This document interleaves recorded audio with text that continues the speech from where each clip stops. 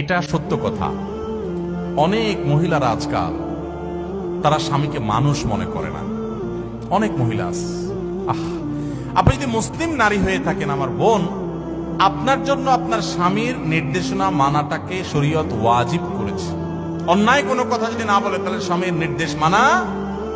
যে মহিলা স্বামীকে অভিভাবক হিসাবে স্বীকার করবে না, শ্রদ্ধা করবে না, সম্মান করবে না, কথা কথায় তর্ক করবে। অনেক মহিলা আছে পর্দা করে, বোরকা পরে, নামাজ পড়ে, কিন্তু সব করতে রাজি আছে, মাগা তর্কাতর্কি, বেয়াদবি, এগুলো এখন কমন একটা ব্যাপার হয়ে গেছে। কিয়ামতের আলামত। অনেক দিনদার, অনেক তাহাজ্জুদ গুজার মহিলা আছে, ভালো করে পর্দা করে মহিলা আছে, তো স্বামীর সাথে কথা কথা তর্ক, ঝগড়া, পাত্তা না দেওয়া, বেয়াদবি করা। দেখুন, কোন একজন আমাদের পূর্বসূরি, কোন একজন সালাফের স্ত্রী, তিনি বলেছিলেন যে আমরা আমাদের স্বামীদেরকে, রাজা বাদশাদেরকে প্রজারা যেরকম ইজ্জত করে এরকম ইজ্জত করতাম, কিন্তু আজকাল তোমাদের অবস্থা ভয়াবহ।